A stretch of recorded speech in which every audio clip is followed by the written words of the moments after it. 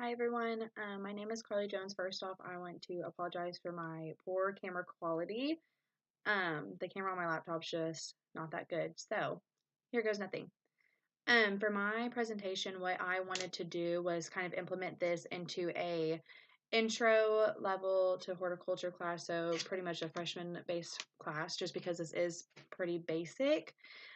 So what I'm going to talk about is the life cycle of a plant, any plant in general. So first, what I wanted to start off with was go over some things that we went over in our lecture for this class. And it's also things that I would teach my students as well. So the basic definition of horticulture is the gardening and cultivating of plant life.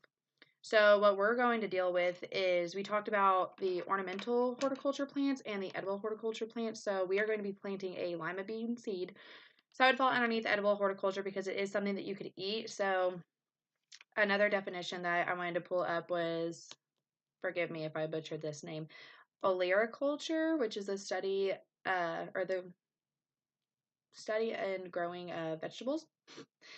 Um, so pretty much what we would be doing is part of propagation because we are creating a new plant from a variety of sources, and we're using the seed, so that falls underneath sexual propagation because it's the use of a seed from the parent plant.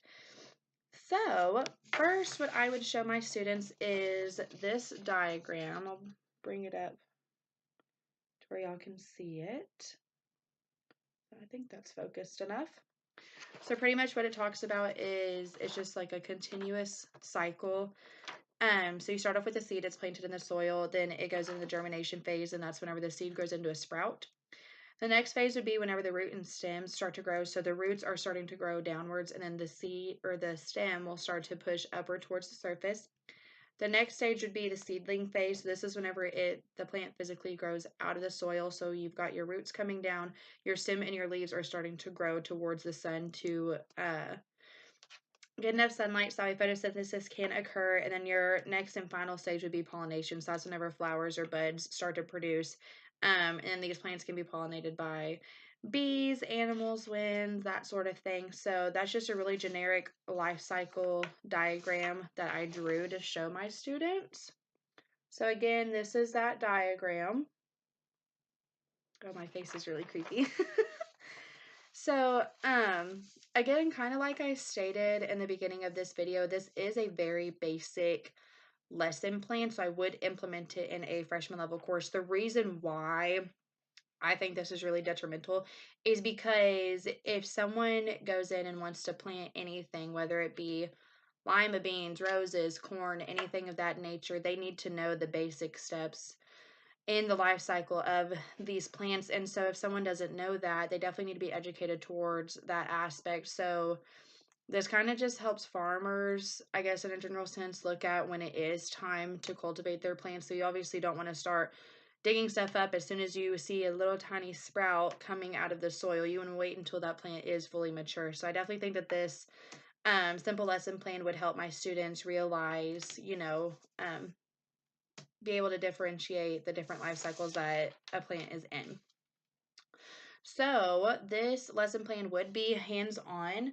What I am going to do, it's going to be in a Ziploc baggie, but you can either do this with a Ziploc baggie or a plastic cup, and I'll kind of show how the Ziploc baggie would work in just a second. So I really like that this is a hands-on lesson plan. So I would personally demonstrate it for the students, which I'm going to demonstrate for y'all in just a second. Then I would go around the classroom. Everything would already be set up on the tables, and then I would have them do it themselves. This is kind of like a take-home project, or leave it in the classroom so you can watch your plant grow. So what I'm going to do is, this is just a little sandwich-sized bag. And then you get your potting soil.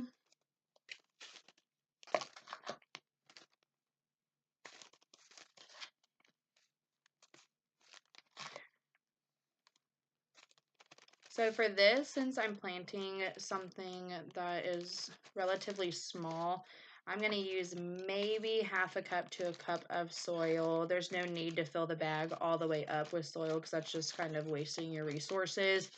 And especially with teachers' budgets, you want to make things go as far as they can. So I would definitely measure out how much soil you need. What I did for myself is I just had a little bowl with soil in it. And so the best thing or the way that I would go about doing this in my classroom is, again, I would have everything set up on the tables. I would have this specific amount of soil that they need, so that way they're not just digging amounts out of a bag and wasting a lot of it.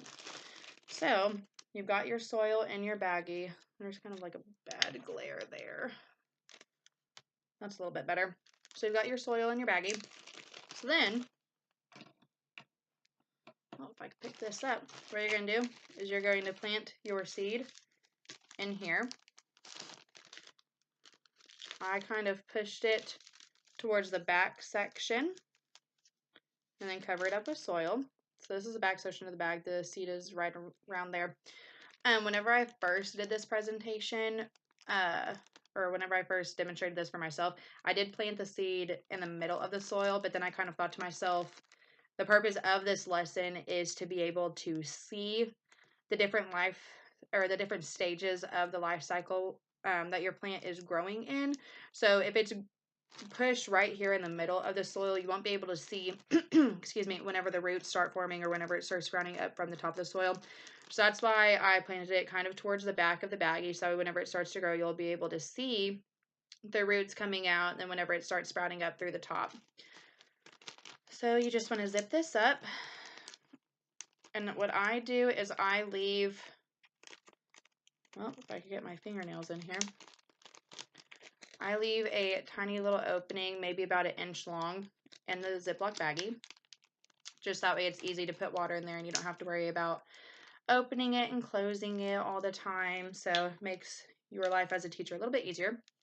So for me, I'm just going to grab water out of a water bottle. But for students that have never planted anything, you might want to measure out. I would probably do, for this amount of soil, maybe 1/4 of a cup, maybe a little bit less than that, because you don't want to completely saturate your soil, because then it's just going to be harmful to the growth of your plant. You want it to be just damp enough to where it can get the amount of water that it needs. But again, you don't want it to be like swamp water in there. You don't want to see standing water. But so for me, I'm just going to pour a little bit in here. So as you can see the little wet spot. It's not standing water, so that's definitely what you want. So to go back to why I am doing a clear plastic baggie, excuse me. So I've done this before in one of my high school classes. That's kind of where I got this idea from. But so what you would do is you would take your students' baggies. You can staple it right here if you want to. Leave your little opening so this part will stay closed. So what you do is you get in a window, either in the shop or in your classroom if you have windows in your classroom. And you can just put it up on the window, tape it on there, and then it's getting direct sunlight. Another way that you could do this demonstration is you could get little tiny plastic cups. I just did a baggie because that's all that I had at my apartment. So if you do have little plastic cups, you could just put them in the windowsill and that would be perfect as well.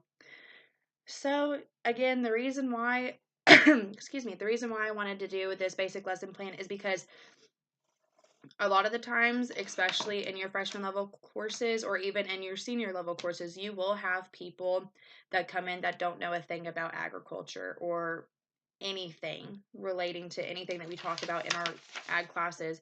So again, this is a very simple, easy peasy lesson plan, but for someone that comes into these classes and has no idea about anything, it is the perfect type of lesson plan. And half the time, I know at my chapter, we didn't have junior FFA or anything like that. I kind of knew about agriculture just from growing up in it. But some of my classmates coming into our freshman level classes, they weren't able to follow along because our teachers were teaching at a higher level than what we should have been in a freshman entry level course. So again, yeah, I hope you guys find this helpful, and I am sorry for the poor camera quality, but thank you.